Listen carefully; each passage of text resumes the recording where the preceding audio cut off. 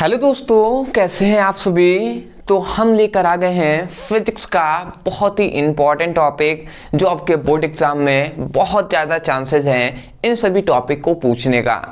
तो आप सभी को ये बात पता ही है पहले से ही कि हमने कहा था, एक सीरीज स्टार्ट किया था जिसमें हमने आपको बताया था मात्र 5 दिनों में संपूर्ण आपके फिजिक्स की तैयारी कराने का हमने आपको वादा किया था, जिसमें से हमने कहा था कि 5 दिनों में 5 वीडियो हम अपलोड करेंगे और उन 5 वीडियो से ही आपकी संपूर्ण जो फिजिक्स की तैयारी है वो हो जाएगी।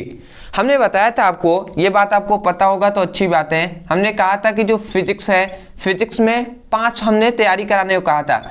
हमने कहा था कि पहले वीडियो में फर्स्ट, सेकेंड और थर्ड, ये 3 चैप्टर पहले वीडियो में कंप्लीट होंगे।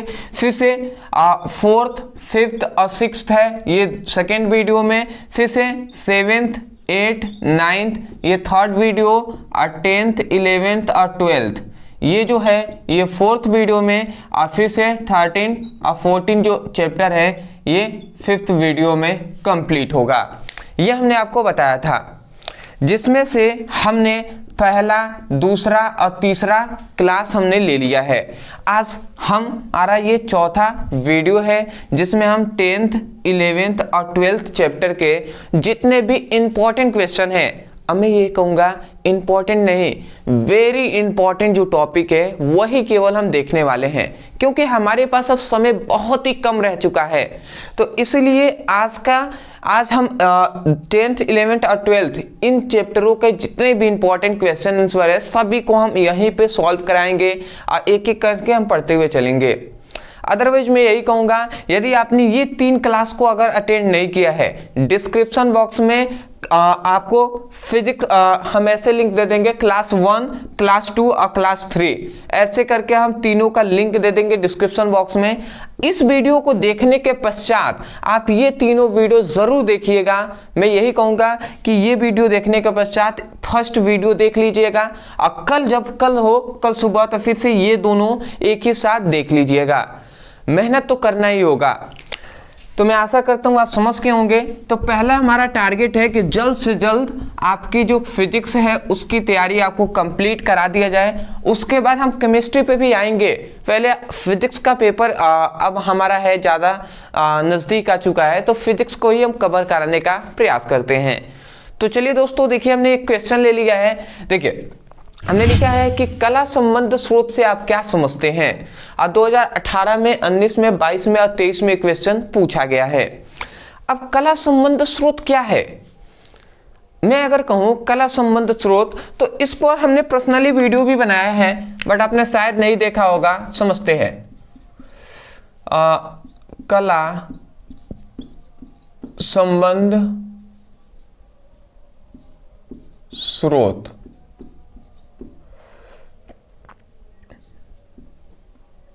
अब समझने का प्रयास कीजिएगा कला संबंध स्रोत है क्या। देखिए सबसे पहली बात तो मैं यही कहूँगा, मैं रटवाऊंगा नहीं और नहीं मैं कहूँगा कि रट्टा मारिए। आप समझ कर याद कीजिए, ठीक है। समझ कर याद करेंगे जल्दी याद हो जाएगा। कला संबंध स्रोत का मतलब यही है कि एक ऐसा स्रोत, अब ध्यान से आप समझेंगे, कला संबंध स्रोत का मतलब है कि एक ऐसा स्रोत, ठीक है। जैसे स्रोत का मतलब इस प्रकार, यहां से बहुत सारी तरंगे इस प्रकार निकल रही हैं, तो ये एक क्या हो गया, स्रोत हो गया। जैसे लाइट है, लाइट जैसे बल्ब होता है ना, तो बल्ब से बहुत सारी प्रकाश निकलती हैं, तो प्रकाश का स्रोत है जो है बल्ब। समझ रहे हैं ना। तो इसी प्रकार तो यहाँ पे यही बात बताया गया कि एक ऐसा स्रोत जिससे निकलने वाली जो तरंगे होती हैं, जिससे निकलने वाली जो तरंगे होती हैं, उनकी आवृत्ति जो होती है ना, आवृत्ति, तरंगों की जो आवृत्ति होती है, आवृत्ति वो क्या होती है, समान होती है। हमने क्या बताया कि ऐसा स्रोत जिससे निकलने वाली तरंगों की जो आवृत्ति होती है वो समान होती है, तथा उन तरंगों के बीच, तथा ये जो तरंगे हैं तो उन तरंगों के बीच, जो उन तरंगों के बीच का जो कालांतर होता है, उन तरंगों के बीच का जो कालांतर होता है ना, वो समय के सापेक्ष नियत बना रहता है।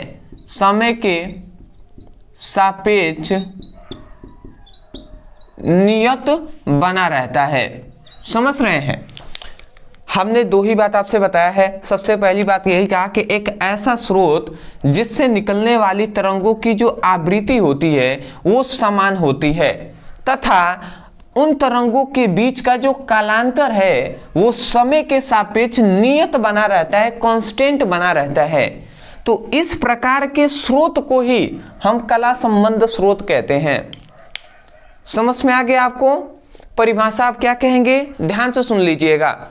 आप कहेंगे कि ऐसा स्रोत जिससे उत्पन्न तरंगों की आवृत्ति समान हो तथा उन तरंगों के बीच का कालांतर समय के सापेक्ष नियत बना रहता है, तो उस प्रकार के स्रोत को हम कला संबंध स्रोत कहते हैं। बात समझ में आ गया होगा? नहीं समझ में आया तो थोड़ा सा समझ लीजिए। ऐसा एक स्रोत है जिससे बहुत सारी तरंगे निकल रही हैं। सपोज दैट इसी स्रोत से इस प्रकार ये फर्स्ट तरंगे निकल रही हैं, एक और ये है, यहां से भी एक दूसरी तरंगे निकल रही हैं। तो हम यही कह रहे हैं कि ऐसा स्रोत जिससे उत्पन्न जो तरंगे हैं उनकी जो आवृत्ति, इन दोनों की आवृत्ति जो है ना, आवृत्ति वो क्या है? समान है। इन दोनों की आवृत्ति क्या है? समान है तथा इन दोनों तरंगों के बीच का जो कालांतर है, कालांतर वो समय के सापेक्ष क्या बना रहता है? नियत बना रहता है। ठीक है, कांस्टेंट बना रहता है। तो उसी प्रकार के स्रोत को कला संबंध स्रोत कहते हैं। मैं आशा करता हूं आप समझ गए होंगे। देखिए, रट्टा नहीं मारना है, मैं कह रहा हूं ना, रट्टा नहीं मारना है, क्योंकि रट्टा मारने का समय गया। अभी आप समझ कर याद कीजिए, समझे रहेंगे, कुछ ना कुछ जरूर आप लिख देंगे।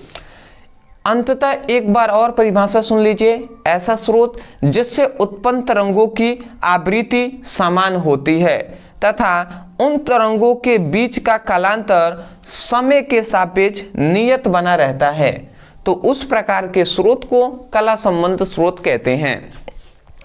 परिभाषा तो लिखने की जरूरत नहीं होनी चाहिए, बट फिर भी मैं लिखते रहा हूं। ऐसा स्रोत, क्योंकि स्टूडेंट बहुत सारे अभी कमेंट करने लगे हैं, सर आप परिभाषा नहीं लिखवा रहे हैं, परिभाषा नहीं लिखवा रहे हैं। हो सकता है आप ना कहें, बट बहुत सारे, सभी का दिमाग अलग अलग है, तो कह सकते हैं ना कोई भी। तो ऐसा स्रोत जिससे उत्पन्न तरंगों की आवृत्ति समान होती है तथा उन तरंगों के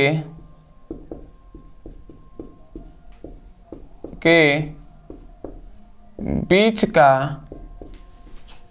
कालांतर समय के सापेक्ष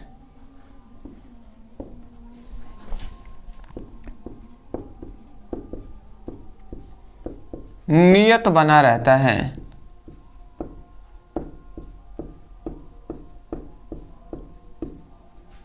तो उस प्रकार के स्रोत को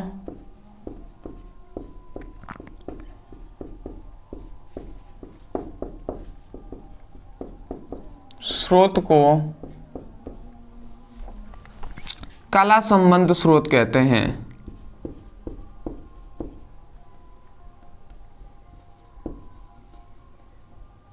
संबंध स्रोत कहते हैं। आशा करता हूं कि आपको परिभाषा समझ में आ गया। ऐसा स्रोत जिससे उत्पन्न तरंगों की आवृत्ति समान होती है तथा उन तरंगों के बीच का कालांतर समय के सापेक्ष नियत बना रहता है, तो उस प्रकार के स्रोत को ही कला संबंध स्रोत कहते हैं। परिभाषा आपने समझ लिया। फिगर आपको नहीं बनाना है, फिगर तो केवल मैंने समझाने के तौर पर आपको बता दिया है। तो ये होता है आपका सबसे पहला टॉपिक कंप्लीट। 10th 11th और 12th चैप्टर का पहला हमारा इंपॉर्टेंट टॉपिक कंप्लीट होता है।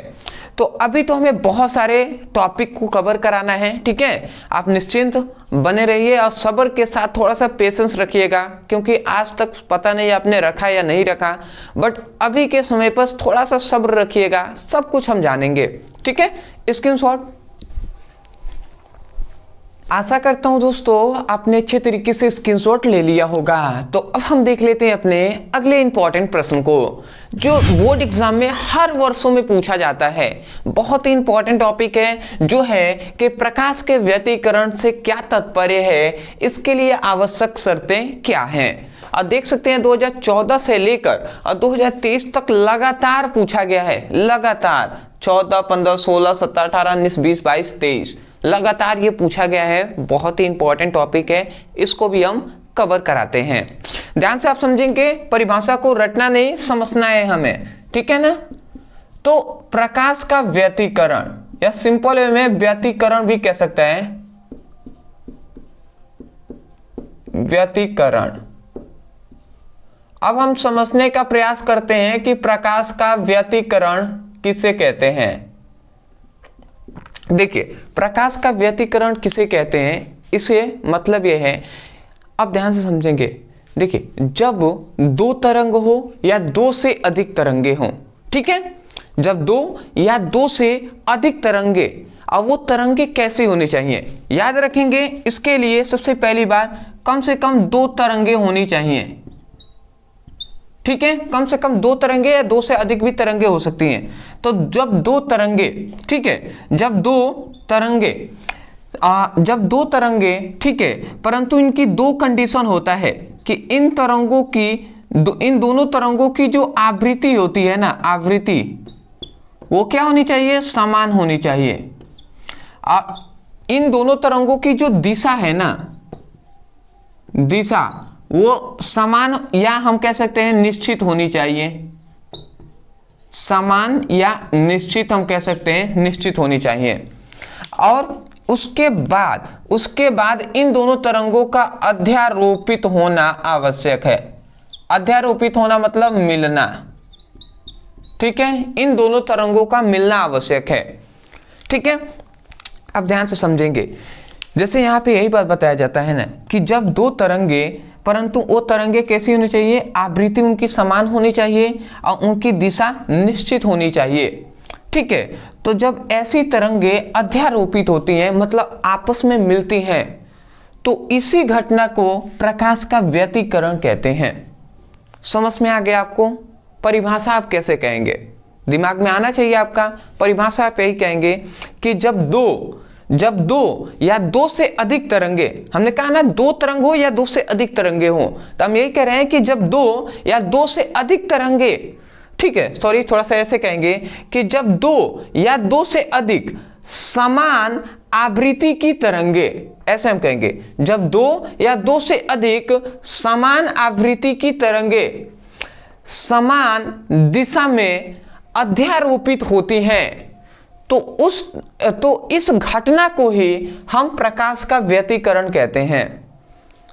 ध्यान से आपको समझेंगे, आपको याद हो जाएगा यहीं पे परिभाषा। आप कहेंगे कि जब दो या दो से अधिक समान आवृत्ति की तरंगे समान दिशा में अध्यारोपित होती हैं, अर्थात मिलती हैं, तो इस घटना को ही हम प्रकाश का व्यतिकरण कहते हैं। समझ में आ गया ना आपको। यही बात हम कह रहे हैं, जैसे कि ये दो तरंगे हैं, थोड़ा सा प्रैक्टिकली आप समझ लीजिए। जैसे मैं आपको समझाने का प्रयास करूं, जैसे ये फर्स्ट तरंगे हैं, ये पहली तरंगे हैं, ठीक है। थोड़ा सा मैं बहुत ही बड़ा साइजिंग बना रहा हूं, थोड़ा सा मैं छोटा बनाने का प्रयास करता हूं, ठीक है जी। बिग मिस्टेक, कोई बात नहीं, थोड़ा सा समझने का प्रयास करते हैं। जैसे ये पहली तरंगे हैं, ठीक है, ये पहली तरंगे निकल के जा रही हैं, और इसके जस्ट विपरीत ये दूसरी तरंगे भी यहां से जा रही हैं। तो देखिए यहां पे दो तरंगे हो गई, एक ये वाली, ठीक है, ये एक, ये दूसरी तरंगे हैं सेकेंड, ये फर्स्ट तरंगे हैं। तो यहाँ पे देखिए हमने यही कहा ना कि मैं दो ही तरंगों पे बता रहा हूँ, दो से अधिक भी तरंगे हो सकती हैं। तो हमने यही कहा कि जब दो या दो से अधिक तरंगे, परंतु कैसी होनी चाहिए, आवृत्ति में समान होनी चाहिए।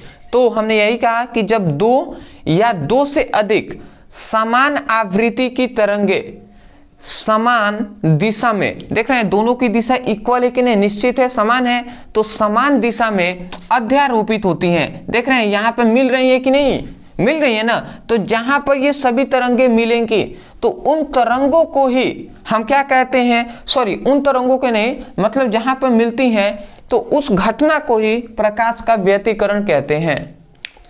परिभाषा आप यही लिखेंगे, एक बार और सुन लीजिए कि जब दो या दो से अधिक समान आवृत्ति की तरंगे समान दिशा में अध्यारोपित होती हैं तो इस घटना को ही प्रकाश का व्यतिकरण कहते हैं। आशा करता हूं समझ के होंगे। परिभाषा यही लिखेंगे कि जब दो या दो से अधिक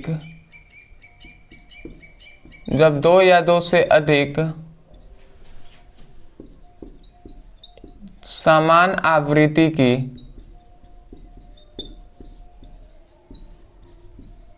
तरंगे समान दिशा में अध्यारोपित होती हैं तो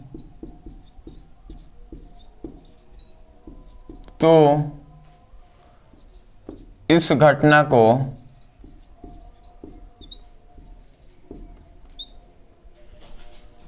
प्रकाश का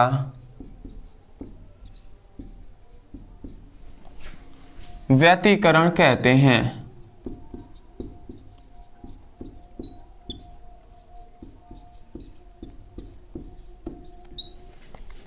प्रकाश का व्यतिकरण आप समझ गए कि जब दो या दो से अधिक समान आवृत्ति की तरंगे समान दिशा में अध्यारोपित होती हैं तो इस घटना को प्रकाश का व्यतिकरण कहते हैं।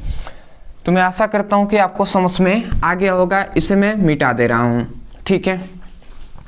उसके बाद एक और क्वेश्चन इसमें कहा गया है कि व्यतिकरण की आवश्यक शर्तें क्या हैं, मतलब कह रहे हैं ना इसके लिए आवश्यक शर्तें क्या हैं, या शर्तों को प्रतिबंध भी कह सकता है कि इसके लिए आवश्यक प्रतिबंध क्या है, इसको भी हम समझ लेते हैं। तो हम लिख देते हैं व्यतिकरण की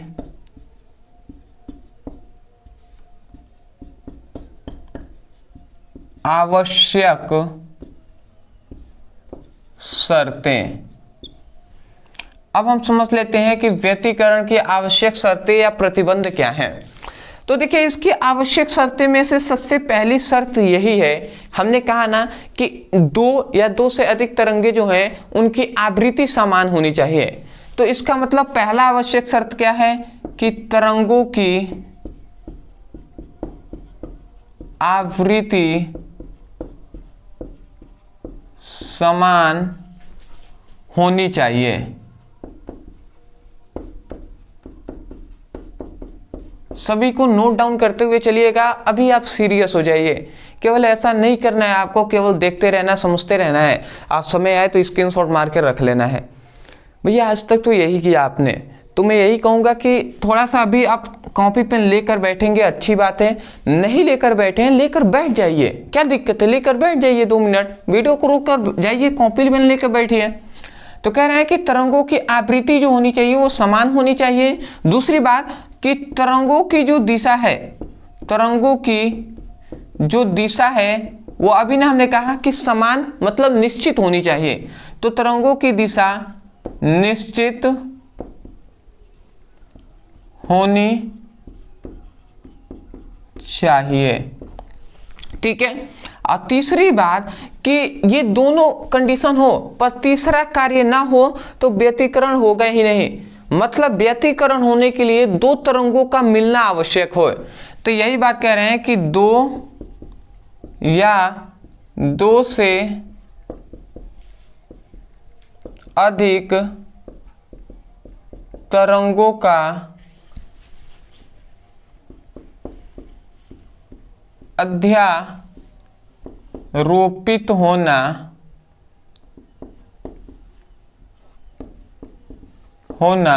क्या है, आवश्यक होता है। मैं आशा करता हूं कि आपको समझ में आ गया होगा। ठीक है, ये तीनों चीजों का स्क्रीनशॉट ले लीजिए, आगे जो टॉपिक है उसको हम कवर कराते हैं। स्क्रीनशॉट।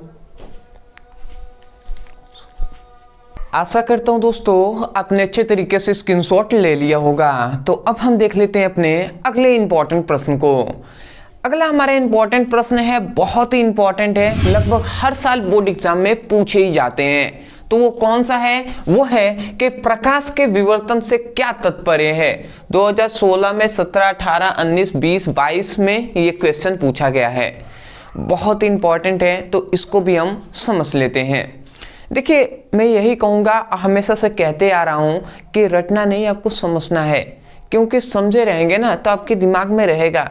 रट्टा मारेंगे, एग्जाम में जाएंगे डरे हुए होंगे तो भूल जाएंगे, और नहीं भी डरे हुए होंगे ना तो एक क्वेश्चन आ रहा है उस पर दिमाग लगाएंगे तो दूसरा भूल जाएगा। इसलिए रट्टा नहीं मारना है, समझकर याद करना है। तो प्रकाश के विवर्तन से क्या तात्पर्य है, तो यदि हम विवर्तन को एक्सप्लेन करें तो समझते हैं, प्रकाश का विवर्तन।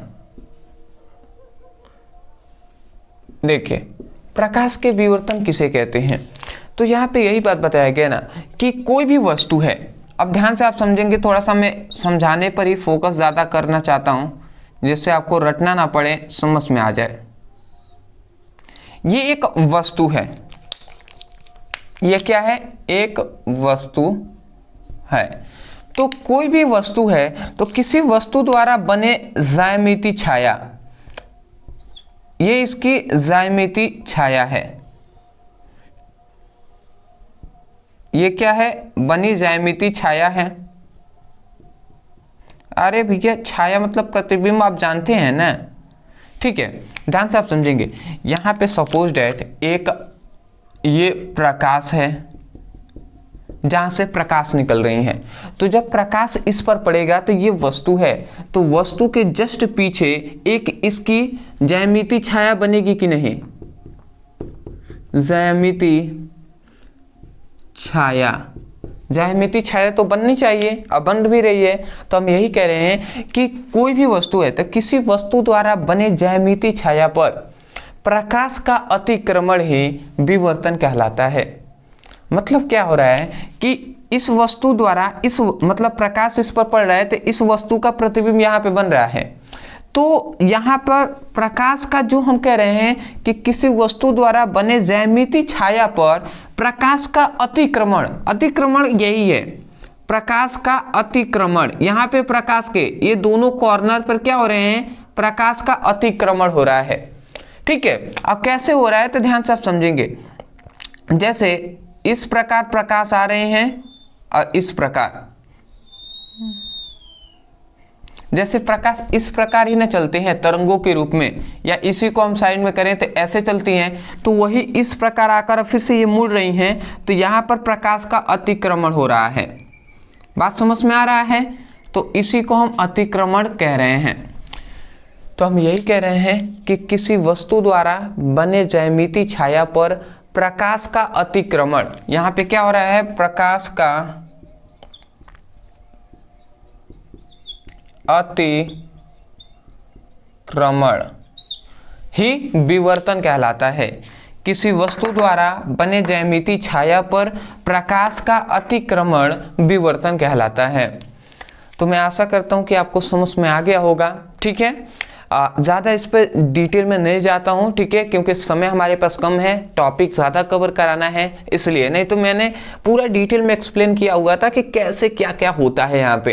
ठीक है, बट अभी परिभाषा हमारा लक्ष्य है तो इसको हम देख लेते हैं। 3 नंबर वाला टॉपिक है, कह रहा है किसी वस्तु द्वारा बने ज्यामिति छाया पर प्रकाश का अतिक्रमण ही विवर्तन कहलाता है। सिंपल में परिभाषा लिखकर ये फिगर बना देना है, काम कंप्लीट होता है। तो हम यही लिखेंगे कि किसी वस्तु द्वारा बने ज्यामिति छाया पर प्रकाश का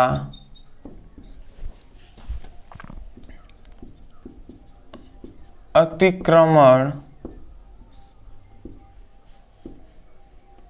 विवर्तन, मतलब प्रकाश का विवर्तन कहलाता है। प्रकाश का विवर्तन कहलाता है। ठीक है, किसी वस्तु द्वारा बने ज्यामिति छाया पर प्रकाश का अतिक्रमण ही प्रकाश का विवर्तन कहलाता है। सिंपल सा है, मैं आशा करता हूं कि आपको समझ में आ गया होगा। ज़्यादा एक होता है, देखिए इसी परिभाषा को बहुत तरीके से डिफिकल्ट भी करके दिया गया है, बताया गया है, बट जो चीज़ें छोटे से छोटे में समझकर उसको हल किया जा सकता है, उसके लिए बड़ा परिभाषा उसी को 2-3 बार मैं दोहराऊं, इतना बड़ा सा लिख दूं, ठीक है, अलग तरीके से घुमा फिरा कर बात करूं, तो उतना मुझे लगता है उतना बेटर नहीं है। ठीक है, तो इसलिए ये सिंपल परिभाषा है, अच्छा परिभाषा है, आसान परिभाषा है। अभी आपके लिए ज़रूरत भी है आसान परिभाषाओं की, तो ये बेटर रहेगा, आप इतना लिख दीजिएगा। ठीक है, फिगर चाहे तो आप बना भी सकते हैं, नहीं भी बनाएंगे तो चलेगा काम, कोई भी दिक्कत नहीं है। समझ गए होंगे, स्क्रीनशॉट ले लीजिए, आगे और टॉपिक हैं उसको कवर कराते हैं। स्क्रीनशॉट। आशा करता हूं दोस्तों आपने अच्छे तरीके से स्क्रीनशॉट ले लिया होगा। तो अब हम देख लेते हैं अपने अगले इंपॉर्टेंट प्रश्न को। बहुत ही इंपॉर्टेंट हमारा प्रश्न है जो है हाइगेन्स के द्वितीयक तरंगिकाओं के सिद्धांत की व्याख्या कीजिए। 2014 में, 17 में, 18 में, 19 में, 20 में, 22 में क्वेश्चन पूछा गया है। और ये क्वेश्चन आपके 5 नंबर वाले क्वेश्चन है, 5 नंबर में पूछे गए हैं। इसको हम सॉल्व कराते हैं। देखिए सबसे पहली बात तो आपको अगर ये सिद्धांत आता है तो आप लिखेंगे सबसे पहले ऊपर हेडिंग डालेंगे हाइगेन्स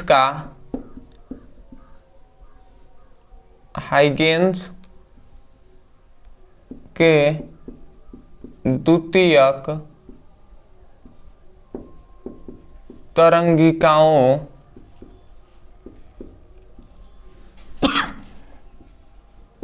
का सिद्धांत। सबसे पहली बात आप ऐसे हेडिंग डाल देंगे, ठीक है, हाइगेन्स के द्वितीयक तरंगिकाओं का सिद्धांत। ठीक है जी, इस प्रकार आपने हेडिंग डाल दिया।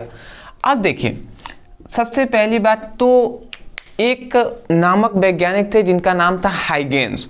तो हाइगेन्स नामक वैज्ञानिक ने तरंगों के संबंध में एक नियम प्रस्तुत किया और उसी नियम का नाम इन्होंने दे दिया हाइगेन्स के द्वितीयक तरंगिका का सिद्धांत। समझ में आ गया? हमने यही बताया कि हाइगेन्स नामक वैज्ञानिक ने तरंगों के संबंध में एक सिद्धांत प्रस्तुत किया और उसी सिद्धांत को हाइगेन्स का द्वितीयक तरंगिका का सिद्धांत कहते हैं।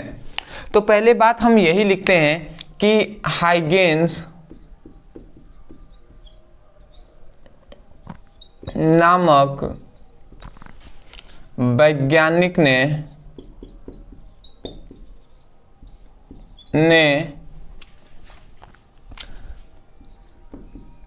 तरंगों के संबंध में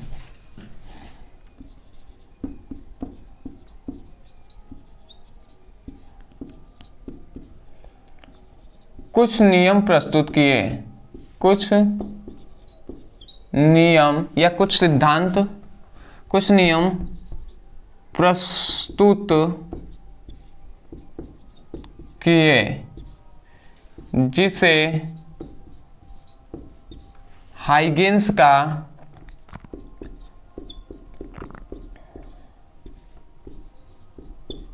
द्वितीयक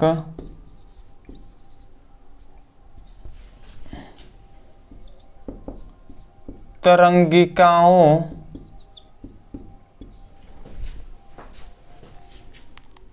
के सिद्धांत के नाम से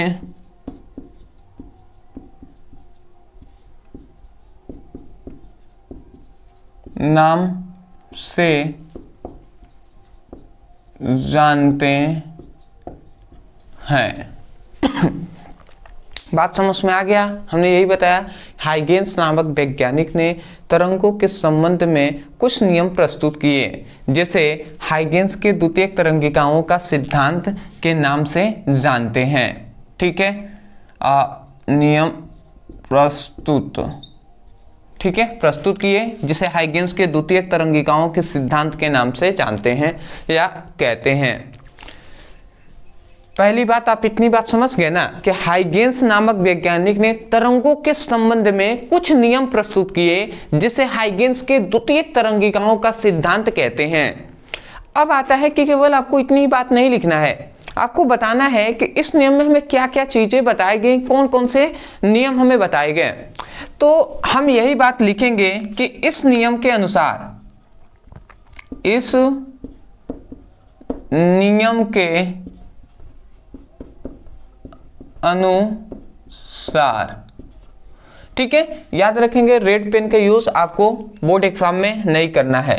तो इस नियम के अनुसार हमें दो ही बातें बताई गई, दो नियम हमें बताए गए। सबसे पहली बात हमें यह बताया गया कि जो प्रत्येक प्राथमिक तरंगों के बाद एक दूसरा तरंग उत्पन्न होता है, जिसे हम द्वितीयक तरंग कहते हैं। अभी आपको समझ में नहीं आ रहा है, समझ में आएगा आपको। देखिए हम क्या बता रहे हैं।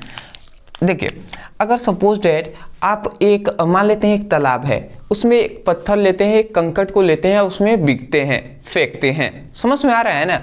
एक तालाब है, ठीक है, या छोटा सा पानी है, उसमें एक कंकड़ को लेकर आप क्या करते हैं, फेंकते हैं। और जब उसको फेंकते हैं तो आप देखेंगे कि उस तालाब में इस प्रकार से गोले गोले की तरह से लगता है कि आगे पानी इस प्रकार बढ़ रही है। ऐसा होता है कि नहीं होता है? जाहिर सी बात है, आपने ट्राई तो बिल्कुल ये किया होगा कि एक कंकड़ को आपने पानी में फेंका और जैसे ही फेंकते हैं तो उसमें गोले गोले के आकार लेकर वो बढ़ते हुए चला जाता है। इस प्रकार होता है ना? तो वो एक तरंगों का ही रूप है। जाहिर सी बात है, हम सोचते हैं कि पानी आगे की ओर जा रहा है, जैसे हम फेंकते हैं तो लगता है कि पानी आगे की ओर जा रहा है। रियलिटी में होता है कि पानी आगे की ओर नहीं जाता है, पानी वहीं पे ऊपर नीचे होता है, अप डाउन होता है। जैसे तरंगे इस प्रकार देखते हैं ना, तो ये जो तरंगे फिर से उठी और फिर से यही डाउन भी जाएंगी, फिर से यही उठेंगी भी और फिर से यही डाउन भी जाएंगी। समझ में आ रहा होगा आपको? तो यहाँ पे रियलिटी ये होता है कि पानी आगे पीछे नहीं जाती, पानी अपने ही जगह पर, जो जल है अपने ही जगह पर ऊपर नीचे होता है, जिससे हमें ये प्रतीत होता है कि जो पानी है वो आगे की ओर बढ़ रही है। तो इन सभी को समझाने का हमारा मतलब क्या है? तो देखिए हम यही कह रहे हैं कि ये एक तरंगों के रूप में ही यहाँ पे गति हो रहा होता है। तो देखिए, ये जब हमने फेंका, जब एक पत्थर को हमने क्या किया, पानी में फेंका, तो फेंकने पर ये पहली तरंग उत्पन्न हुआ है, यही तो पहली तरंग है ना। तो यहाँ पे हाइगेंस नामक वैज्ञानिक ने बताया कि प्रत्येक ये प्राथमिक तरंग है, प्राथमिक तरंग, या प्राथमिक तरंग को या मूल तरंग भी कहते हैं, याद रखेंगे। तो हाइगेंस नामक वैज्ञानिक ने बताया कि प्रत्येक प्राथमिक तरंग के बाद एक दूसरा तरंग उत्पन्न होगा। देख रहे हैं, एक दूसरा तरंग यहाँ पे उत्पन्न हुआ है। तो वही बात यहाँ इन्होंने कहा कि प्रत्येक प्राथमिक तरंगों के बाद एक दूसरा तरंग उत्पन्न होगा, एक दूसरा तरंग उत्पन्न होगा, जिसे हम क्या कहते हैं, जिसे हम द्वितीयक तरंग कहते हैं, जिसे हम क्या कहते हैं, द्वितीयक तरंग कहते हैं। समझ में आ क्या होगा? प्रत्येक प्राथमिक तरंगों के बाद एक दूसरा तरंग उत्पन्न होता है, जिसे हम द्वितीयक तरंग कहते हैं। समझ में आ रहा है ना? अब जैसे इस तरंग के बाद एक और तरंग ये वाला उत्पन्न हो गया है, तो अब हम क्या कहेंगे, अब ये जो है ना, ये वाला, अब इसके लिए ये तो प्राथमिक तरंग हो जाएगा, बट ये क्या हो जाएगा, ये द्वितीयक तरंग हो जाएगा। समझ रहे हैं? फिर से इसके बाद वाला ये तरंग उत्पन्न हुआ है, तो अब इसके लिए, इस तरंग के लिए ये हो जाएगा प्राथमिक तरंगे और ये हो जाएगा द्वितीयक तरंगे। तो वही बात यहाँ पे समझ में आ रहा है ना, वही बात हाइगेंस ने कहा कि हाइगेंस ने पहली बात बताया कि प्रत्येक प्राथमिक तरंगों के बाद एक दूसरा तरंग उत्पन्न होता है जिसे हम द्वितीयक तरंग कहते हैं। मैं आशा करता हूं कि आपको समझ में आ गया होगा, यही बात मैं लिख देता हूं। आप लिखेंगे हाइगेंस के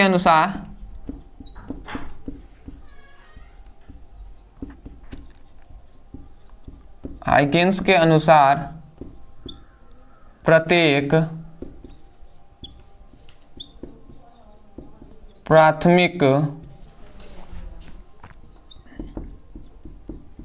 तरंगों के बाद एक दूसरा तरंग उत्पन्न होता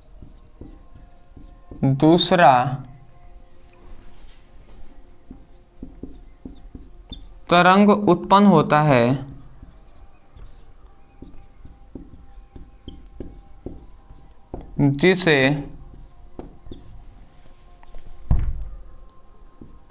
द्वितीयक तरंग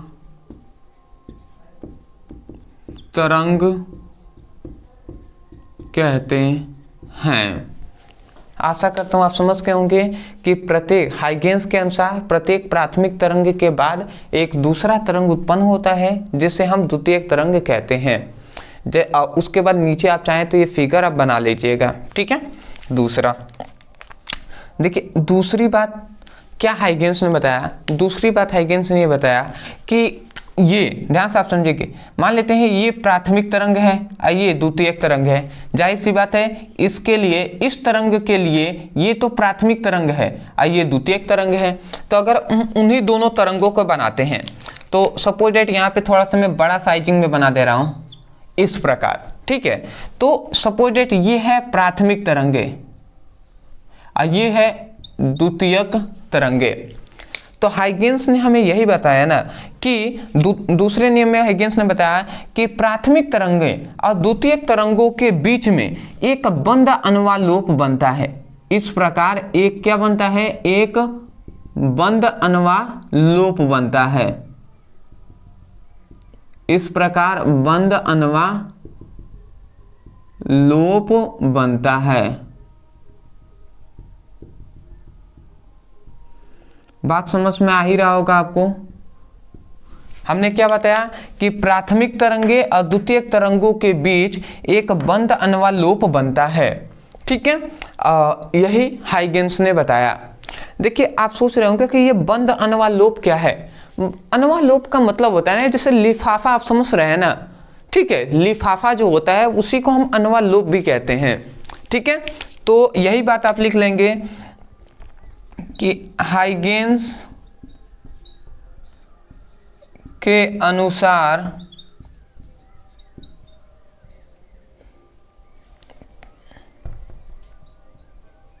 प्राथमिक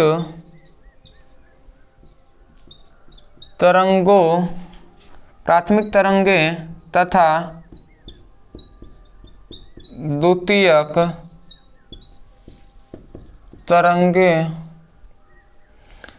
तरंगे ना लिखकर तरंग लिखें, प्राथमिक तरंग और द्वितीयक तरंग के बीच बंद अनवालोप बनता है। बंद अनवालोप बनता है। समझ में आ गया होगा। हाइगेंस के अनुसार प्राथमिक तरंगे और द्वितीयक तरंगों के बीच बंद अनवालोप बनता है। मैं आशा करता हूं कि आपको समझ में आ गया होगा। यही दो नियम है, यही दो इन्होंने अपने हाइगेंस के द्वितीयक तरंगिकाओं के सिद्धांत में इन्होंने बताया, जो कि हमने यहाँ पे डिस्कस किया है। मैंने ज़्यादातर इसको रटवाने से अच्छा मैंने इसको प्रयास किया है कि आपको समझ कर याद हो गया होगा, ठीक है। इसीलिए हमने फिगर से बताया है आपको। मैं यही कहूँगा कि अच्छे से इसी तरीके से पढ़ाई करते रहिए और स्क्रीनशॉट ले लीजिए। अभी बहुत सारे टॉपिक हैं जो बहुत ही इम्पोर्टेंट हैं, उन सभी को हम कवर कराते हैं। स्क्रीनशॉट। तो चलिए दोस्तों, अब हम देख लेते हैं अपने अगले इम्पोर्टेंट प्रश्न को। तो देखिए हमने 3 इंपॉर्टेंट, मतलब हम कह सकते हैं वेरी इंपॉर्टेंट हमने प्रश्न को ले लिया है, एक एक करके हम समझते हुए चलेंगे। पहला हमारा क्वेश्चन है, 5वां हमारा क्वेश्चन है जो है कि प्रकाश वैद्युत कार्यफलन से क्या तात्पर्य है। तो प्रकाश वैद्युत कार्यफलन से क्या तात्पर्य है, 18 में, 19 में या 20 में क्वेश्चन पूछा गया है, इंपॉर्टेंट है, इसको हम देख लेते हैं। पहले हम इसी को देखते हैं। देखिए प्रकाश वैद्युत कार्यफलन क्या है, या आपसे सिंपल हमें कार्यफलन ही पूछ ले, दोनों बात एक ही है, ठीक है, इससे आपको कंफ्यूज नहीं होना है। कार्यफलन क्या है या प्रकाश वैद्युत कार्यफलन, दोनों बात एक ही है। हमने लिखा है प्रकाश वैद्युत कार्यफलन। प्रकाश वैद्युत कार्यफलन किसे कहते हैं, तो यहाँ पे यही बात बताया जाता है, वह न्यूनतम ऊर्जा जो किसी भी धातु, कोई भी धातु है तो उस धातु की सतह से एक इलेक्ट्रॉन निकालने के लिए आवश्यक होता है, तो उस ऊर्जा को ही हम क्या कहते हैं, प्रकाश वैद्युत कार्यफलन कहते हैं। समझ में आ गया होगा आपको। मान लेते हैं ये सपोज डैट, अगर मैं अच्छे से आपको समझाऊं, ये एक धातु की सतह है, ये क्या है, धातु की सतह है, ठीक है। तो ये एक धातु की सतह है, तो वह न्यूनतम ऊर्जा, हम कह रहे हैं कि वह न्यूनतम ऊर्जा जो किसी धातु की सतह से कितना, ओनली एक इलेक्ट्रॉन निकालने के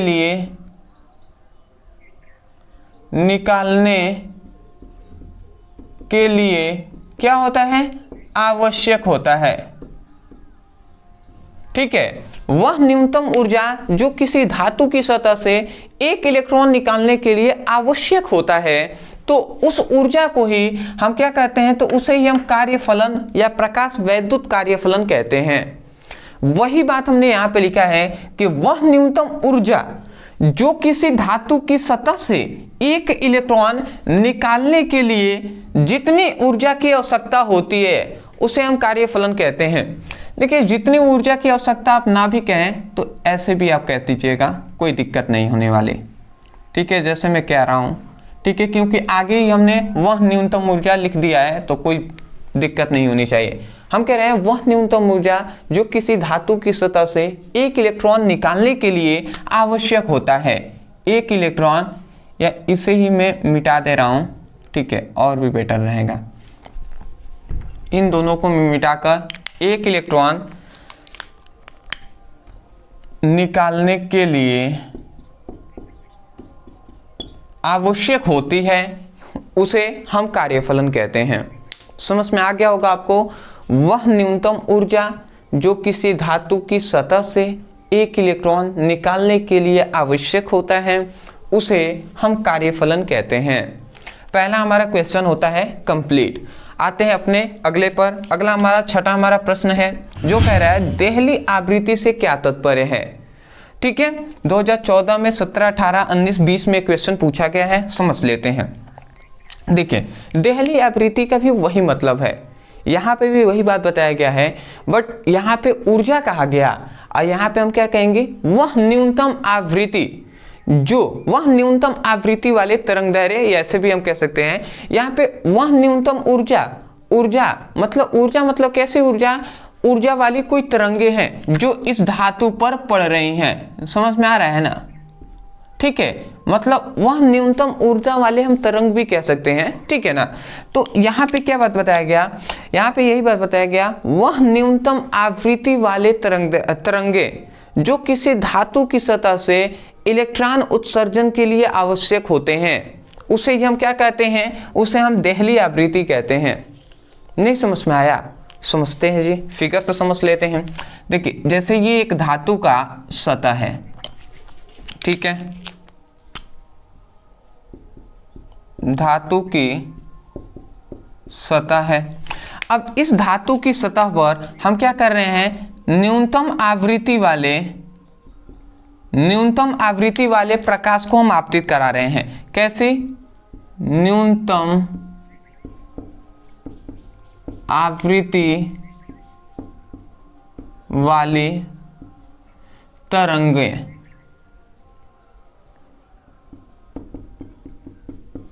ध्यान से आप समझेंगे, वही हम बात कर रहे हैं कि वह न्यूनतम आवृत्ति वाले तरंगे जो किसी धातु की सतह से इलेक्ट्रॉन, जो किसी धातु की सतह से एक इलेक्ट्रॉन निकालने के लिए क्या होता है, आवश्यक होता है, उसे ही हम क्या कहते हैं, उसे हम देहली आवृत्ति कहते हैं। समझ में आ गया होगा आपको। हम क्या कह रहे हैं वह न्यूनतम आवृत्ति वाले तरंग दैर्ध्य, ठीक है, वह तरंग दैर्ध्य नहीं, तरंगे, वह न्यूनतम आवृत्ति वाले तरंगे जो किसी धातु की सतह से एक इलेक्ट्रॉन निकालने के लिए आवश्यक होता है, तो उसे हम देहली आवृत्ति कहते हैं। समझ में आ गया होगा। वही बात हमने लिखा है, वह न्यूनतम आवृत्ति जो किसी धातु की सतह से एक इलेक्ट्रॉन निकालने के लिए आवश्यक होता है, उसे हम देहली आवृत्ति कहते हैं। याद रखेंगे आवृत्ति वाले तरंगदैर्घ्य, यहाँ पे तरंगे लिख सकते हैं, वह न्यूनतम आवृत्ति वाले तरंगे, या नहीं भी लिखेंगे तो चलेगा, बट आपके दिमाग में होना चाहिए कि यहाँ पे न्यूनतम आवृत्ति कौन होनी चाहिए, किसकी न्यूनतम आवृत्ति है, तो तरंगों की ही न्यूनतम आवृत्ति है। यह आपके दिमाग में होना चाहिए, आपके माइंड में होना चाहिए। इसलिए हमने फिगर बना दिया है। ये परिभाषा लिखने के बाद फिगर आप जरूर बना लीजिएगा दोनों में। अगला हमारा छठा इंपॉर्टेंट हमारा प्रश्न आता है, छठा नहीं 7th, ठीक है। अब हम इसको समझ लेते हैं। कह रहे हैं कि प्रकाश वैद्युत उत्सर्जन। देखिए एक बात याद रखिएगा, प्रकाश वैद्युत उत्सर्जन कहे या प्रकाश वैद्युत प्रभाव कहे, दोनों बात एक ही है। उत्सर्जन या प्रभाव दोनों बात एक ही है। तो प्रकाश वैद्युत उत्सर्जन का अर्थ समझाइए। 2016 में 16 में 18 में 20 में 23 में क्वेश्चन पूछा गया है। मैं एक और बात कहूँगा कि 100% इसको आप तैयार कर लीजिएगा। मैं कह सकता हूँ कि पूरा चांसेस है आपके बोर्ड एग्जाम में आने का। नीचे वाला क्वेश्चन, कोई प्रकाश वैद्युत उत्सर्जन या प्रकाश वैद्युत प्रभाव से क्या समझते हैं, क्या तात्पर्य है, या इसका अर्थ समझाइए या इसको परिभाषित कीजिए, इस प्रकार पूछता है। देखिए तो हमने सबसे पहले लिखा है प्रकाश वैद्युत उत्सर्जन। अब यहाँ पे वही बात बताया गया, ध्यान से समझेंगे। कह रहा है जब किसी धातु की सतह पर निम्न आवृत्ति वाले प्रकाश को आपतित कराया जाता है तो धातु की सतह से इलेक्ट्रॉन उत्सर्जित होने लगते हैं, तो यह घटना ही प्रकाश वैद्युत उत्सर्जन कहलाता है। नहीं समझ में आया? वही बात हम कह रहे हैं। देखिए हमने क्या बताया, देखिए इसके लिए जस्ट यही फिगर इसके लिए भी होगा। हम कह रहे हैं कि जब किसी धातु की सतह पर, अब ध्यान से समझेंगे, जब किसी धातु की सतह पर निम्न आवृत्ति वाले तरंगदैर्घ्य को या प्रकाश को, ठीक है, तरंगदैर्घ्य ने तरंग को कहें या प्रकाश कहें, ठीक है, तो वही बात कर रहे हैं। जब किसी धातु की सतह पर निम्न कहें या न्यूनतम, देखिए निम्न कहें, न्यूनतम कहें, कम कहें, दोनों तीनों बात एक ही न है, ठीक है। हम यही कह रहे हैं जब किसी धातु की सतह पर न्यूनतम आवृत्ति वाले तरंग को या प्रकाश को आपतित कराया जाता है, यहाँ पे ये आपतित हुई हो रही है, आपतित कराया जाता है, तो धातु की सतह से इलेक्ट्रॉन उत्सर्जित होने लगते हैं। या देखिए यहाँ पे थोड़ा सा मैंने हर चीज अलग अलग लिख दिया है, मैं इसका फिगर यहाँ पे ही बना देता हूँ। आप याद रखेंगे इसका फिगर मैं यहाँ पे बना देता हूँ जिससे आपको थोड़ा सा आसानी होगा। ये एक धातु की सतह है। हम जानते हैं धातुओं में क्या होते हैं, मुक्त इलेक्ट्रॉन उपस्थित होते हैं। इसी प्रकार इसमें भी क्या होंगे, मुक्त इलेक्ट्रॉन उपस्थित होंगे। हम यही कह रहे हैं कि जब किसी धातु की सतह पर निम्न आवृत्ति वाले प्रकाश को हम आपतित कराते हैं। कैसे? निम्न आवृत्ति वाले, निम्न आवृत्ति वाले प्रकाश को, ठीक है। निम्न कहें न्यूनतम कहें, दोनों बात एक ही है। प्रकाश कहें या तरंग कहें, वो भी बात एक ही है। तो जब किसी धातु की सतह पर निम्न आवृत्ति वाले प्रकाश को हम जैसे ही आपतित कराते हैं तो इस धातु की सतह से इलेक्ट्रॉन उत्सर्जित होने लगते हैं, इलेक्ट्रॉन उत्सर्जित होने लगते हैं। तो ये संपूर्ण घटनाएं हैं, इसी घटना को प्रकाश वैद्युत उत्सर्जन कहते हैं। समझ में आ गया होगा? परिभाषा आप क्या कहेंगे, आप कहेंगे जब किसी धातु की सतह से मतलब जब किसी धातु की सतह पर निम्न आवृत्ति वाले प्रकाश को आपतित कराते हैं तो धातु की सतह से इलेक्ट्रॉन उत्सर्जित होने लगते हैं। यह संपूर्ण घटना प्रकाश वैद्युत उत्सर्जन कहलाता है या प्रकाश वैद्युत प्रभाव कहलाता है। वही बात हमने यहाँ पे लिखा है, जब किसी धातु की सतह पर निम्न आवृत्ति वाले प्रकाश को आपतित कराया जाता है तो धातु की सतह से इलेक्ट्रॉन उत्सर्जित होने लगते हैं। यह घटना प्रकाश वैद्युत उत्सर्जन कहलाता है। क्या कहलाता है? प्रकाश वैद्युत उत्सर्जन। मैं आशा करता हूं कि आपको आसानी तरीके से ये भी 3 टॉपिक समझ में आ गए होंगे, रटना नहीं पड़ा होगा, समझ गए होंगे, याद हो जाएगा आपको। ठीक है, स्क्रीनशॉट ले लीजिए। आगे और भी कुछ टॉपिक हैं, उनको हम कवर कराते हैं। उसके बाद हम अंत में आपको जो मैं कह सकता हूं ना कि very very very important topic है जो 5-5 नंबर में पूछे जाते हैं हर बार, उसको मैं लगभग 3 से 4 टॉपिक में बताऊंगा जिसको आपको तैयार करना है। वो सब हम डिस्कस करेंगे। वीडियो को अंत तक आप जरूर देखिएगा और एक एक चीज को नोट डाउन करते हुए चलिएगा। ठीक है ना? स्क्रीनशॉट ले लीजिए। ये दोस्तों, अब हम देख लेते हैं अपने अगले इंपॉर्टेंट प्रश्न को। तो देखिए, हमने यहाँ पे 2 प्रश्न को ले लिया है। हमारा एक है 8वां प्रश्न, एक है हमारा 9th प्रश्न। ठीक है, तो 8 और 9th ये दोनों को हम देख लेते हैं। 8 हमारा प्रश्न है कि प्रकाश वैद्युत प्रभाव के नियम लिखिए। अभी हमने जस्ट देखा है इससे पहले कि प्रकाश वैद्युत प्रभाव का क्या अर्थ है, वो अभी हमने देखा ना। अर्थ या परिभाषा आपसे पूछ लेता है तो प्रकाश वैद्युत प्रभाव का नियम पूछ रहा है। याद रखेंगे, प्रभाव कहे या उत्सर्जन कहे, दोनों बात एक ही है। याद रखेंगे दिमाग में आप। ठीक है ना? तो प्रकाश वैद्युत उत्सर्जन या प्रकाश वैद्युत प्रभाव का नियम क्या है, ये आपको बताना है। देखिए, 15 में, 17 में, 18, 19, 20 में ये क्वेश्चन पूछा गया है। समझ लेते हैं, बहुत ही इंपॉर्टेंट है, मैं कहूंगा इसको याद रखिएगा। हमने लिखा है प्रकाश वैद्युत प्रभाव का नियम।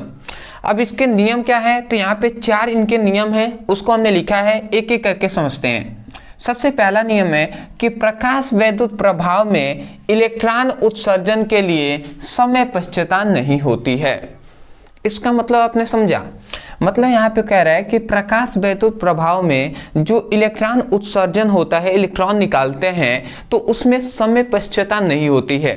अरे भैया, समय पश्चता का मतलब, जैसे ये एक धातु का सतह है, ठीक है, और इस पर हमने क्या बताया, इस पर हमने बताया कि निम्न आवृत्ति वाले तरंग, निम्न आवृत्ति वाले प्रकाश को हम आपतित कराते हैं। तो इसमें जो इलेक्ट्रॉन होते हैं, इस धातु की सतह में जो इलेक्ट्रॉन रहते हैं, वो इसमें से क्या होते हैं, इलेक्ट्रॉन निकलने लगते हैं ना।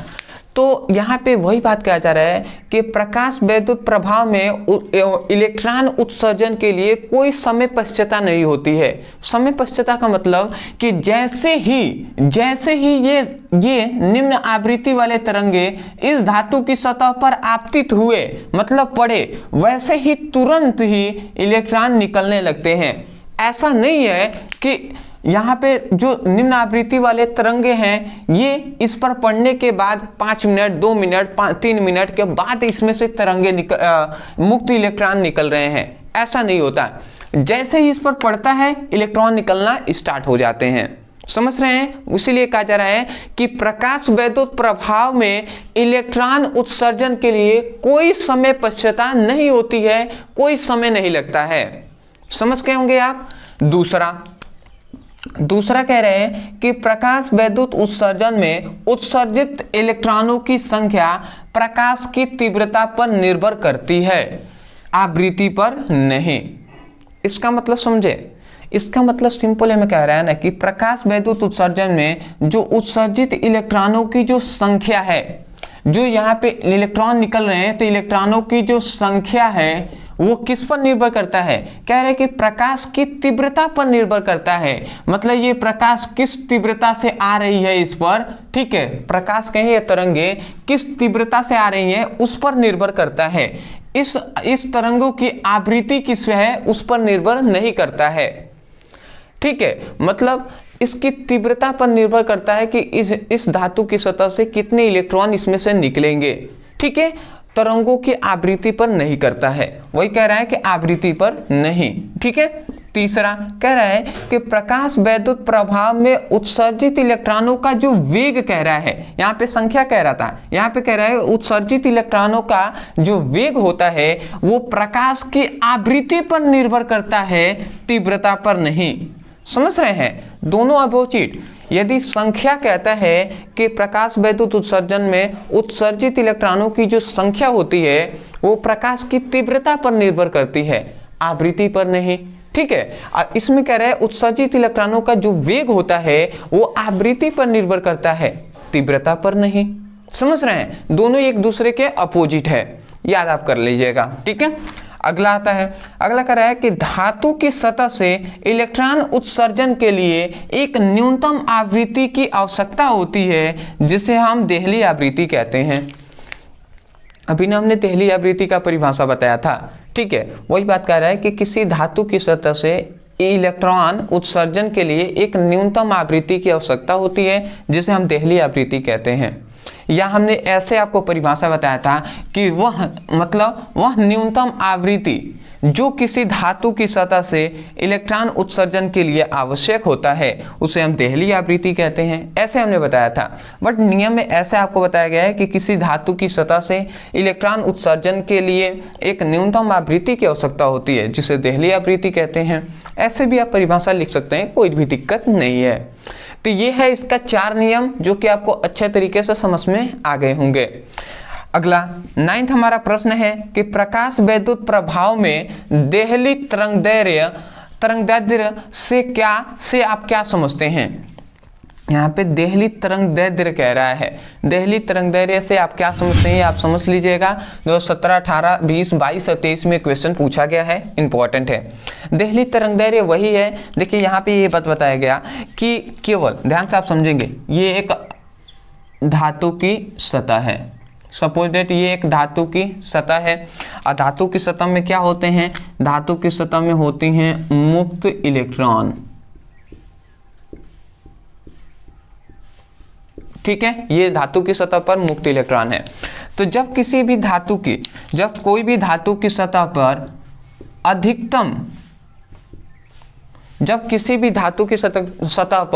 अधिकतम तरंगदैर्घ्य वाले हम तरंगों को आपतित कराते हैं। कैसी अधिकतम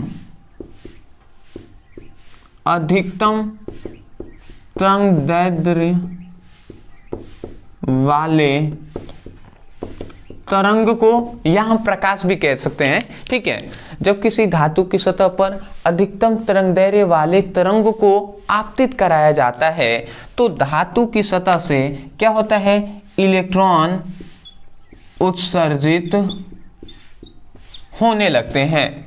और जब इलेक्ट्रॉन उत्सर्जित होने लगते हैं तो उस प्रकार के तरंगदैर्घ्य को ही हम देहली तरंगदैर्घ्य कहते हैं।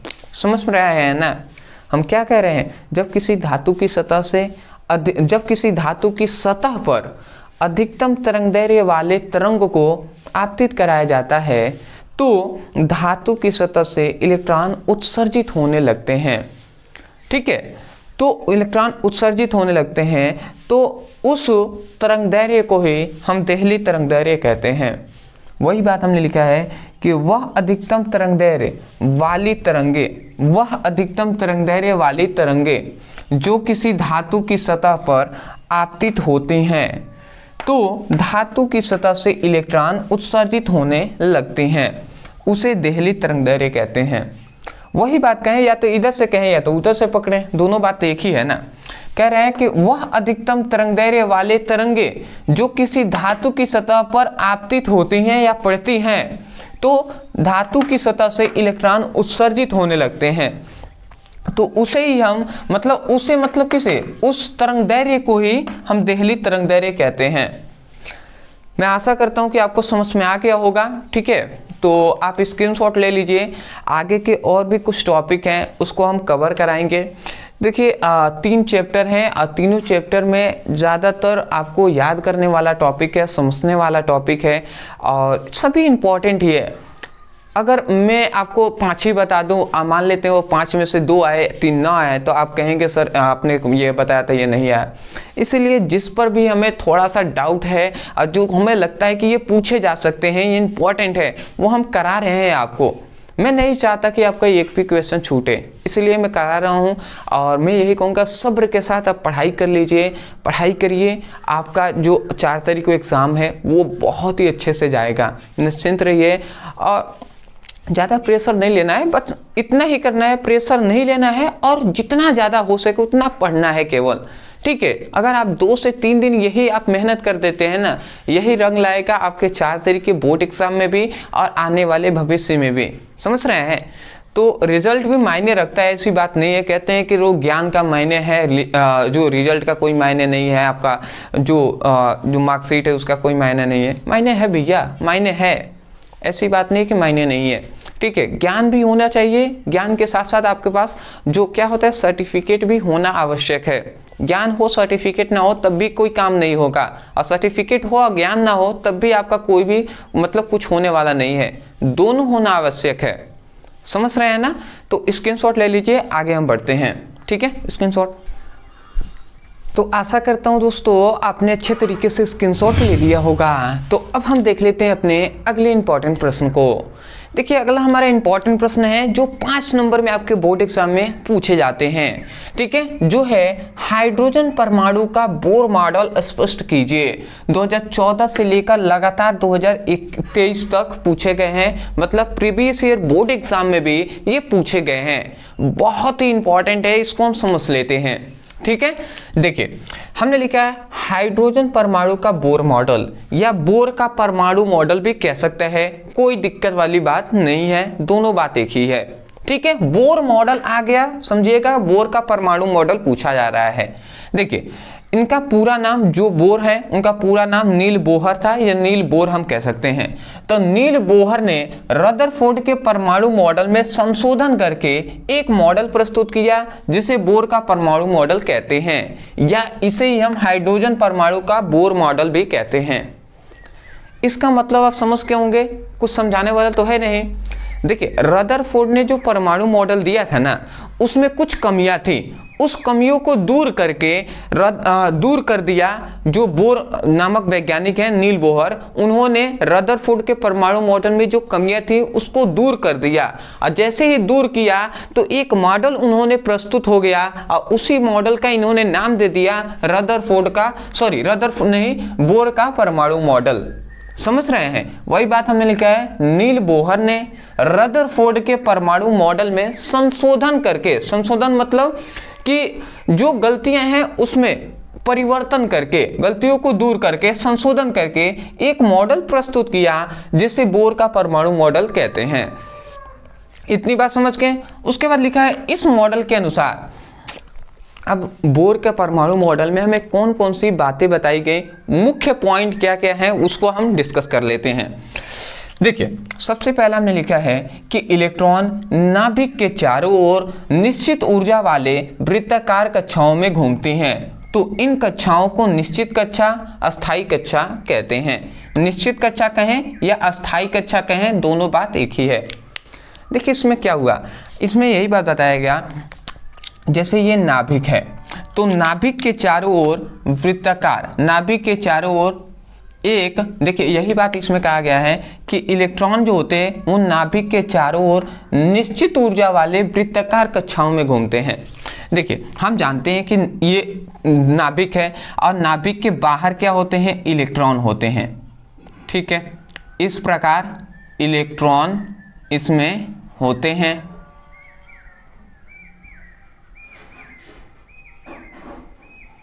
इस प्रकार, ठीक है। इसी प्रकार और भी इसमें होंगे, ठीक है ना, और भी इसमें जाहिर सी बातें होंगे ही होंगे, ठीक है। तो देखिए हम यही बताया, यहाँ पे यही बात बताया गया कि नाभिक के चारों ओर, मतलब जो इलेक्ट्रॉन होते हैं वो नाभिक के चारों ओर एक निश्चित ऊर्जा वाले वृत्ताकार कक्षाओं में घूमते हैं, और उन कक्षाओं को ही निश्चित कक्षा या अस्थायी कक्षा कहते हैं। पहली बात समझ गए हैं ना। देखिए एक और बात मैं कहूँगा, अस्थाई कक्षा का परिभाषा पूछ लिया गया है बहुत बार, या अस्थाई कक्षा किसे कहते हैं ये आपसे पूछ लिया गया है। ठीक है, तो आप परिभाषा में अस्थाई कक्षा का यही लिखेंगे कि इलेक्ट्रॉन नाभिक के चारों ओर निश्चित ऊर्जा वाले वृत्ताकार कक्षाओं में घूमते हैं, उन कक्षाओं को अस्थाई कक्षा या निश्चित कक्षा कहते हैं। समझ गए। दूसरा कह रहा है कि इन कक्षाओं को KLMN से प्रदर्शित करते हैं। देखिए जैसे पहली कक्षा है तो K से प्रदर्शित करेंगे, ये दूसरी कक्षा है तो L से प्रदर्शित करते हैं, तीसरी कक्षा है M से, चौथी एक मान लेते हैं कक्षा आ गया N से। ठीक है, इसी प्रकार KLMNOPQ इस तरीके से प्रदर्शित हम करते हैं। ठीक है। तीसरी, एक कक्षा में उपस्थित सभी इलेक्ट्रॉनों का ऊर्जा समान होता है। मतलब जैसे ये पहली कक्षा है, पहली ये कक्षा है तो पहली कक्षा में एक इलेक्ट्रॉन ये है, एक इलेक्ट्रॉन ये है। ठीक है, तो पहली फर्स्ट जो कक्षा है, पहली कक्षा है, इसमें इलेक्ट्रॉनों की संख्या 2 है। ठीक है, और दूसरी मान लेते हैं कक्षा है, उसमें इलेक्ट्रॉनों की संख्या 8 है। ठीक है, सपोज दैट ऐसा होता भी है, बट हमने कहा कि पहली कक्षा में इलेक्ट्रॉनों की संख्या 2 है, दूसरी में 8 है। तो ये पहली कक्षा में जो 2 इलेक्ट्रॉन है ना, इनकी जो ऊर्जा होगी वो दोनों के समान होगा, दोनों ही समान होगा। मतलब इसमें 2 इलेक्ट्रॉन है, पहली कक्षा में 2 इलेक्ट्रॉन है, मान लेते हैं एक ये इलेक्ट्रॉन है, एक ये इलेक्ट्रॉन है, तो इसकी जो ऊर्जा मान लेते हैं 5 जूल है। ठीक है, 5 जूल है इसकी, इस इलेक्ट्रॉन की ऊर्जा, तो इसके भी इलेक्ट्रॉनों की जो ऊर्जा होगी वो 5 जूल ही होगी। समझ रहे हैं। मान लेते हैं दूसरा कक्षा में 8 इलेक्ट्रॉन है, तो मान लेते हैं 8 इलेक्ट्रॉन है, 1 2 3 इस प्रकार 8 इलेक्ट्रॉन है। तो इन 8 इलेक्ट्रॉनों का इसका मान लेते हैं इसका जो पहले इलेक्ट्रॉन है इसका ऊर्जा मान लेते हैं 6 है, 6 जूल है। तो इसी प्रकार इसका भी 6 होगा, इसका भी 6 होगा, इसी प्रकार 8 इलेक्ट्रॉन है उसकी ऊर्जा 6 ही होगा। तो उसी लिए यहाँ पे कहा जा रहा है कि जो एक कक्षा में उपस्थित जो सभी इलेक्ट्रॉनों की ऊर्जा जो होती है वो समान होती है। पहली कक्षा में 2 इलेक्ट्रॉन है, दोनों की ऊर्जा समान, दूसरी कक्षा है 8 इलेक्ट्रॉन है, 8 इलेक्ट्रॉनों की ऊर्जा समान होती है। समझ गए होंगे।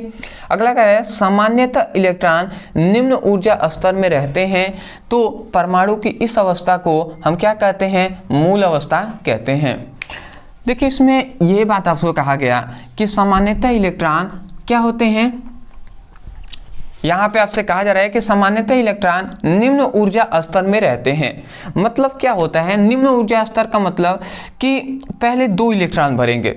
ठीक है, निम्न से थोड़ा थोड़ा स्टार्ट, निम्न ऊर्जा स्तर में मतलब पहले 2 भरेंगे, फिर से 8 दूसरी कक्षा में, फिर से 8, फिर से 18, फिर से 18, फिर से 32, इस प्रकार भरते हुए चलते हैं। 2 8 18 32 इस प्रकार। ठीक है, डबल डबल हमने 8 लिख दिया है, थोड़ा सा जो उपकोषों की तरह, नहीं तो अगर सिंपल में हम कहें तो ऐसे हम देख सकते हैं, पहली कक्षा में 2, दूसरी कक्षा में 8, तीसरी कक्षा में 18, चौथी कक्षा में 32, उसके अगले कक्षा में 64, इस प्रकार भरते हैं। तो दिख रहा है इलेक्ट्रॉन निम्न ऊर्जा स्तर से उच्च ऊर्जा स्तर में जा रहे हैं। ठीक है, निम्न ऊर्जा स्तर से उच्च ऊर्जा स्तर में भरते हैं, मतलब पहले कम, उससे अधिक, उससे अधिक, उससे अधिक, इस प्रकार भरते रहते हैं। मतलब पहली जो कक्षा है उसमें थोड़ा कम इलेक्ट्रॉन होंगे, दूसरी कक्षा में इसकी तुलना में अधिक होंगे, इसकी तुलना में और अधिक, इसकी तुलना में और अधिक, इस प्रकार बढ़ते हुए जाएंगे। वही बात कहा जा रहा है, सामान्यतः इलेक्ट्रॉन निम्न ऊर्जा स्तर में रहते हैं, और जो परमाणु होता है, परमाणु की इस अवस्था को मूल अवस्था कहते हैं। समझ गए होंगे। ठीक है, अगला आता है बोर के परमाणु मॉडल की कमियां। देखिए इन्होंने क्या किया, रदरफोर्ड का जो परमाणु मॉडल है इसमें इन्होंने जो कमियां थी उसको दूर करके इन्होंने अपना मॉडल तो प्रस्तुत कर दिया। बट जब इन्होंने अपना मॉडल प्रस्तुत किया तो उस समय पर बहुत सारे वैज्ञानिकों ने मिलकर फिर से इनके मॉडल में भी कुछ कमियां निकाला। अब वो कमियां क्या हैं, सबसे पहला है कि इस मॉडल में 1 इलेक्ट्रॉनों वाले परमाणुओं की व्याख्या कर सकता था। मतलब ये जो मॉडल है ये केवल 1 इलेक्ट्रॉन वाले जो परमाणु हैं उनकी ही व्याख्या कर सकता था। जैसे 1 इलेक्ट्रॉन वाला परमाणु कौन सा है, जैसे हाइड्रोजन है, तो हाइड्रोजन में एक ही क्या है, एक ही इलेक्ट्रॉन है ना, तो इसकी तो व्याख्या कर लेगा।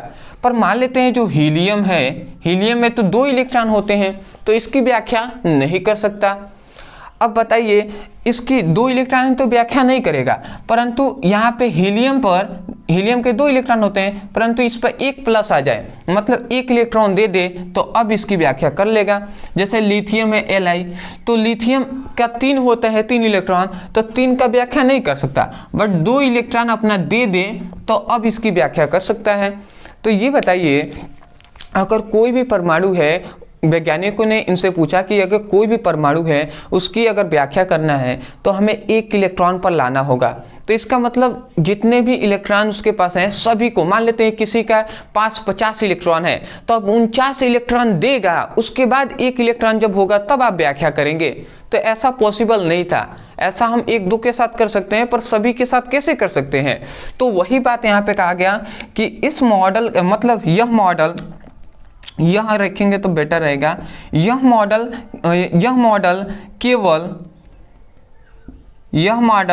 केवल 1 इलेक्ट्रॉन वाले परमाणुओं की व्याख्या कर सकता था। तो ये इसकी भारी बहुत बड़ी कमी यही था, जो यह मॉडल केवल 1 इलेक्ट्रॉन वाले परमाणु की व्याख्या कर सकता था। दूसरा, यह मॉडल हाइड्रोजन के सूक्ष्म स्पेक्ट्रम की व्याख्या नहीं कर सकता। जो हाइड्रोजन के सूक्ष्म स्पेक्ट्रम है उसकी भी व्याख्या नहीं कर सकता था, ये दूसरी इसकी कमी है। तीसरी इसकी कमी है, यह मॉडल जीमेन प्रभाव की भी व्याख्या नहीं कर सकता था। ये 3 इनकी कमियां हैं मुख्यतः, आप इसको याद रखेंगे। मैं आशा करता हूँ आपको समझ में आ गया होगा। तो ये हुआ, अभी तक हमने 10 टॉपिक को कंप्लीट कर लिया है, जिसमें हमने 2 नंबर वाले, 3 नंबर वाले और जितने भी 5 नंबर वाले थे वो भी हमने कवर कराया। बट अभी भी कुछ टॉपिक हैं जो 5-5 नंबर में पूछे जाते हैं। अब मैं कह सकता हूँ कि बहुत ही इम्पोर्टेंट है, 2014 से लेकर और 2023 तक बार बार ये पूछे ही गए हैं, लगातार पूछे जा रहे हैं। 5 से 7 सेट आपके बनते हैं ना, ठीक है, 5 से 7 सेटों में आप देखेंगे लगातार हर सेट में एक ना एक क्वेश्चन आया ही है। तो इसलिए मैं कहूँगा कुछ क्वेश्चन को मैं यहाँ पे नाम दे रहा हूँ, इन सभी को अभी आपको पढ़ना है। सबसे पहला है जो है हाइगेंस के तरंग सिद्धांत पर प्रकाश का परावर्तन। ठीक है, तो हाइगेंस के तरंग सिद्धांत पर प्रकाश का परावर्तन की व्याख्या है, इसको आप पढ़ लीजिएगा। ठीक है, दूसरा कैसे हम पढ़ना है वो भी हम आपको डिस्कस करेंगे। दूसरा है हाइगेंस के तरंग के सिद्धांत पर प्रकाश का अपवर्तन की व्याख्या। दूसरा हमारा इंपॉर्टेंट टॉपिक, ये आप पढ़ लीजिएगा। तीसरा हमारा इंपॉर्टेंट टॉपिक आता है जो है यंग का प्रयोग से फ्रिंज की चौड़ाई। यंग के प्रयोग से फ्रिंज की चौड़ाई जो कि बहुत ही इंपॉर्टेंट है, इसे आप तैयार कर लीजिएगा। अगला आता है कि आइंस्टीन का प्रकाश वैद्युत समीकरण। तो आइंस्टीन का प्रकाश वैद्युत समीकरण क्या होता है, इसको भी आपको तैयार कर लेना है। मैं आशा करता हूं कि जो भी हमने टॉपिक को ये बताया है इन सभी को आप तैयार कर लेंगे। कैसे आप पढ़ेंगे ये मैं आपको बता दे रहा हूं। सबसे पहला मान लेते हैं आपको पढ़ना है कि हाइगेंस के द्वितीयक तरंगिकाओं के सिद्धांत पर प्रकाश का परावर्तन, इतना पढ़ना है ना। तो YouTube पर यही बात लिखिएगा, हाइगेंस के द्वितीयक तरंगिकाओं के सिद्धांत पर प्रकाश का परावर्तन ब्रदर सर, इतना लिखकर सर्च करेंगे, वीडियो आपको मिल जाएगा। ये नहीं सोचना है कि बड़ा बड़ा हम लिख रहे हैं, सेंटेंस लिख रहे हैं तो पता नहीं आएगा, नहीं आएगा भैया, सर्च करेंगे तो क्यों नहीं आएगा, आएगा। तो ये आप 4 टॉपिक पहले क्लियर कर लीजिए। उसके बाद और भी 3 इंपॉर्टेंट है, इसको आप समझ लीजिए। सबसे पहला है रदरफोर्ड का अल्फा कण प्रकीर्णन प्रयोग, ये आप तैयार कर लीजिएगा, 5 नंबर वाला टॉपिक है। दूसरा है रदरफोर्ड का परमाणु मॉडल, ये आप तैयार कर लीजिएगा, 5 नंबर वाला टॉपिक है। अंतिम हमारा आता है हाइड्रोजन स्पेक्ट्रम, ठीक है, जिसमें लाइमर श्रेणी, बामर श्रेणी ये सब आते हैं। तो ये 3 भी टॉपिक आप तैयार कर लेंगे, मतलब कुल 7 टॉपिक है, 7 को आपको तैयार करना है। 5-5 नंबर वाले ये 7 टॉपिक हैं। तो मैं आशा करता हूँ आप समझ के होंगे, अदरवाइज मैं कराता, बट आप सोच सकते हैं कि अभी तक हमने इतना टॉपिक को कवर कराया जो बहुत ही इंपॉर्टेंट है, तो इतना समय लग गया।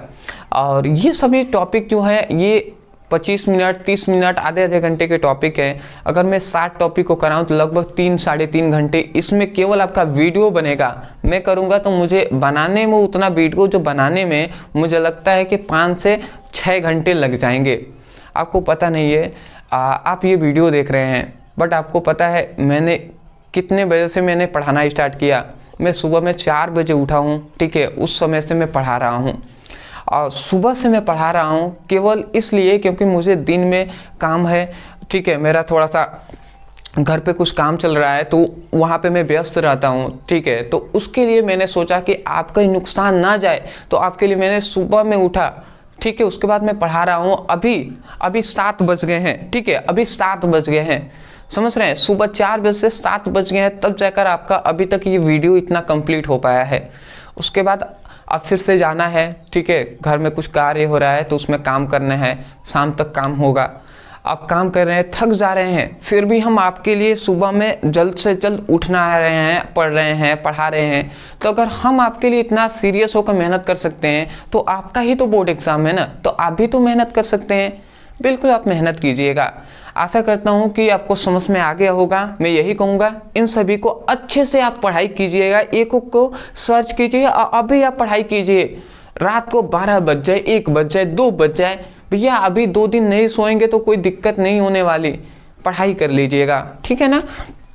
तो अदरवाइज मैं आशा करता हूँ समझ के होंगे। डिस्क्रिप्शन बॉक्स में जो पार्ट 1, पार्ट 2 और पार्ट 3 का लिंक हमने तीनों वीडियो का दे दिया है। तो आप इस वीडियो को देखने के पश्चात, इन सभी टॉपिक को पढ़ने के पश्चात वो भी टॉपिक को पढ़ लीजिएगा, सभी वीडियो देख लीजिएगा, ठीक है। तो अदरवाइज चैनल पे नहीं होंगे तो चैनल को सब्सक्राइब कर लीजिएगा, वीडियो को लाइक कर दीजिएगा और जितने भी आपके दोस्त हैं उनके पास ज़रूर वीडियो को शेयर कीजिएगा। तो मिलते हैं एक नए टॉपिक के साथ, तब तक के लिए धन्यवाद।